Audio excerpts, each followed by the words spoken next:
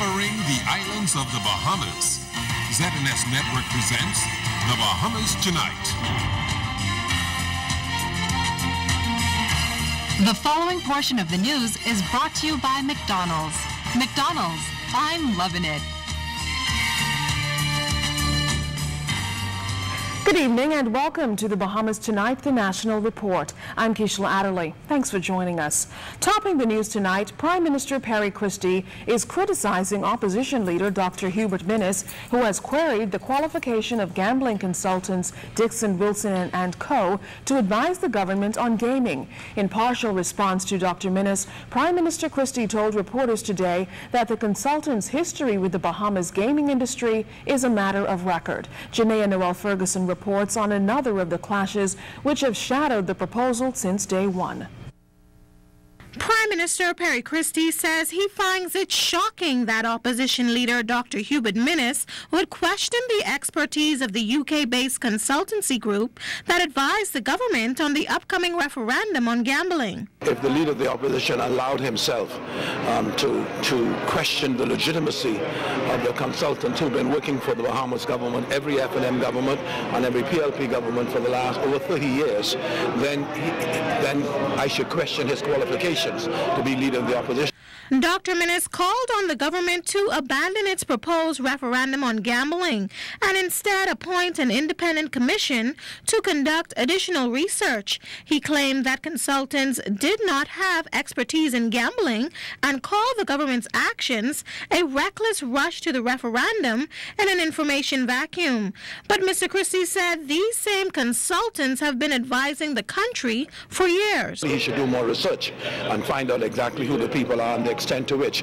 When I retained them as chairman of the gaming board over 30 years ago, they were recommended by the British government, who we had retained, the United Kingdom Gaming Board, to do a consultancy here in the Bahamas, and that's where those consultants came from. Since that time, they have dealt with every major investigation of every major applicant in gaming for the Bahamas over the last year. The Prime Minister said that as former government minister, Dr. Minnis should know this type of information. Prime Minister Perry Christie says he'll address the matter in the House of Assembly tomorrow and also give a full response to the opposition. Janaea Noel Ferguson, ZNS News Network. Progressive Liberal Party National Chairman Bradley Roberts is also urging Free National Movement leader Dr. Hubert Minnis to get his facts straight about those gaming consultants. The claims made by Dr. Hubert Minnis yesterday against Dixon Wilson were bogus, and I can only conclude that out of ignorance of the relevant facts, Dr. Minnis misled the Bahamian people. This behavior is reckless, callous, and unseemly for a member of Parliament, and one who aspires to lead a country, because it is a breach of public trust. Mr. Roberts said Dixon, Wilson and Co. advised both the F&M and PLP administrations through the gaming board, and clearly both administrations were satisfied with their competence and expertise, therefore retaining them for more than 30 years. Incontrovertible facts fly in the face of and contradict the very premise of Dr. Minnis's argument against Dixon Wilson. Therefore, his total arguments lack merit and should be dismissed by the general public as idle banter for a ventilating politician with no firm and principled policy position, so he resorts to blindly grabbling at straws. I remind the opposition leader that facts do matter. Well, Mr. Roberts urged Bahamians to see Dr. Minnis' tactic for what he said is the filibuster that it is and vote on January 28th to decriminalize gambling. Obscure shanty towns are being placed in the spotlight again in the wake of this week's fire, which destroyed 6 homes in a Haitian community off the Milo Butler Highway. Housing Minister Ken Dorsett says through the Bahamas National Geographical Association, his ministry has obtained data on shanty towns throughout the country, and teams within the ministry have begun the process of compiling reports. Looking at all of these areas to determine what environmental fractions may exist, and then make recommendations as to how we ought to proceed, and make a determination as to whether or not any prosecution should also come from what we are able to find as a result of these reports. But certainly from a building code perspective, we will certainly make recommendations that relevant persons from the Ministry of Works accompany us as we go into the shanty towns and conduct our investigation. Minister Dorsett noted that similar reports were done before, including a report on the shanty towns in Abaco, but nothing has come out of them. It's important for us to take a holistic approach to addressing these issues from an environmental standpoint, from a public health standpoint, from a housing standpoint, because at the end of the day, you know, I think that successive governments have stuck their heads in the sand like ostriches, and I think this administration was elected to take on the big issues, and this is a vexing issue that has faced us for a very long time, and one which I certainly will make a contribution to attempt to resolve. In the old Mackey Yard subdivision, some homes remain vacant, others vandalized. Housing and Environment Minister Ken Dorsett says the contract for infrastructural works has been signed off on, and in the next 10 days, the roadworks and other repairs will be completed so that the government can ready those homes for occupancy. Homes were constructed, but the requisite infrastructure was not put in place to ensure that those homes can be occupied and mortgages can be put in place to enable those whom those homes have been assigned to can be able to get in. And so I trust that before the end of the year, the infrastructure will be at such a point where those persons can occupy those homes. You would have seen, for example, in Fire Trail, where BEC has already begun the process of putting the light poles in the ground. And so the remaining infrastructure, including water and sewage in BEC, will be put in over the next few weeks. The minister also told reporters outside of Cabinet today that additional homes will be built in the area.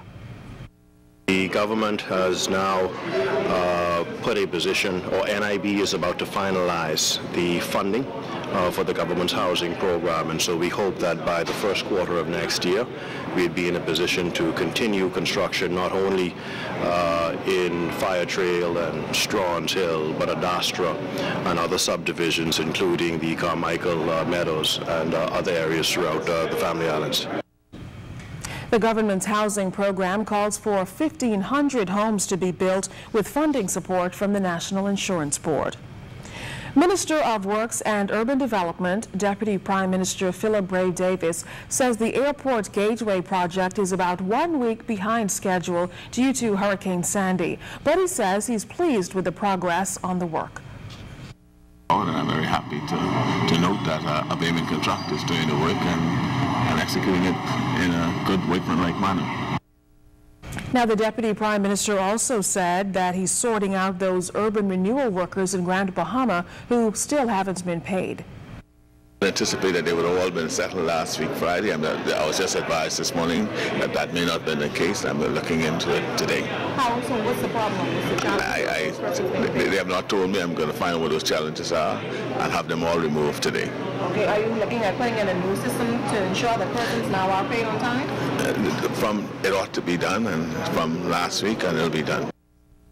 Global recession crippled most businesses, even to the point of closure. There was one development that showed steady growth. The multi-billion-dollar Bakers Bay project on Guanakee Abaco today stands as the centerpiece of all Family Island developments, employing over 450 Bahamians and pumping millions of dollars into the local Abaco economy.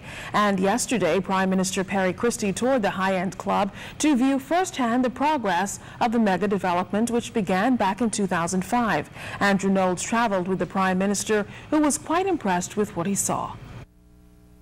In the face of an ailing economy which left many businesses in distress, the multi-billion-dollar Bakers Bay development on Guanakee Abaco remained resilient. The top-of-the-line mega development showed steady growth by continuing to attract high-end investors and building a world-class property. And what I found interesting about this too, that it would appear that most certainly there are two developments in our country that, despite the recession, continue to attract high value with the property. And you know, it's an interesting thing to see people spending $4 million for a lot. And so one of the, I think, how we should congratulate you is that you've been able to create and foster a development that continues to attract high-end persons who would wish to invest and live here, and two, to be able to maintain the quality. On Monday, employees of Bakers Bay warmly welcomed the nation's chief, Prime Minister Perry Christie, as he arrived on Guana Key to tour the development's progress. Bakers Bay sits on more than 6 miles of beachfront and features a Tom Fazio-designed golf course, full-service 200-slip marina, and a surrounding village with fine dining, luxury shopping, and other activities. Since the environmentally friendly mega development began back in 2005, over $400 million has been pumped into infrastructural works. Last year alone, we've had 65 sales for over $200 million in sales. And so those are primarily lot sales. So those people are now, purchased a lot and they are now building a house. So the amount of investment that keeps coming into Bakers Bay alone, is, approaching, billions of dollars, and will ultimately probably be close to $4 billion. Mr. Melman anticipates 40 homes will be constructed over the course of the year, representing between $100 and $110 million in construction costs. We had the opportunity to discuss how could we sort of maximize Bahamian contractors. There has been a concern on the part expressed by some contractors that they haven't had the opportunity to bid on jobs here, and we've had a better understanding of what is taking place here. Attracting skilled labor to the island was also a concern for the developer. Meantime, Tourism Minister Obi Wilshcombe says the top-of-the-line mega development, along with developments at Bahama, Winding Bay, and Albany, will further diversify the tourism product and reposition the Bahamas in the market. All these are new developments started by the Christie administration, and we're beginning to see the growth of them. And as the world begins to turn around, the economy begins to improve globally, what you're going to see is more and more people come to the Bahamas, and it's going to reposition the Bahamas. So whilst many of the competing destinations are trying to find their way, we are on the right course. In fact, the decisions made previously were good decisions. And I think for the developers here, they have proven one thing, that you don't have to make it, you don't have to create it, all you have to do is capture it. And they've captured it. The Prime Minister says he intends to invite Bakers Bay developers to Eleuthera to look at the prospects of building another world-class property there as well. Andrew Knowles, ZNS Network News. And now this apology from the Broadcasting Corporation of the Bahamas. As a result of a complaint lodged by television viewers in Abaco and New Providence with IRCA on the 7th May 2012, IRCA has decided that the broadcast of profanity by the Broadcasting Corporation of the Bahamas breached Clause 3.12 of the Code of Practice for Content Regulation, otherwise known as the Content Code, issued by IRCA on the 2nd of March 2012, which requires ZNS TV to avoid broadcasting content which the general public in the Bahamas consider to be offensive and otherwise contrary to the standards of taste and decency which generally obtain in Bahamian society. And the broadcast also breached Clause 2.11 of the Content Code, which makes the Broadcasting Corporation of the Bahamas responsible for ensuring compliance with the Content Code, regardless of whether the corporation has delegated its responsibilities to its programming personnel or to others. The Broadcasting Corporation of the Bahamas deeply and sincerely apologizes to its viewers for the breach of broadcasting standards and will take every and all efforts to ensure that such breach does not occur in the future. Come in the Bahamas tonight, the troubles and trial of 3 churchmen. That story's after the break.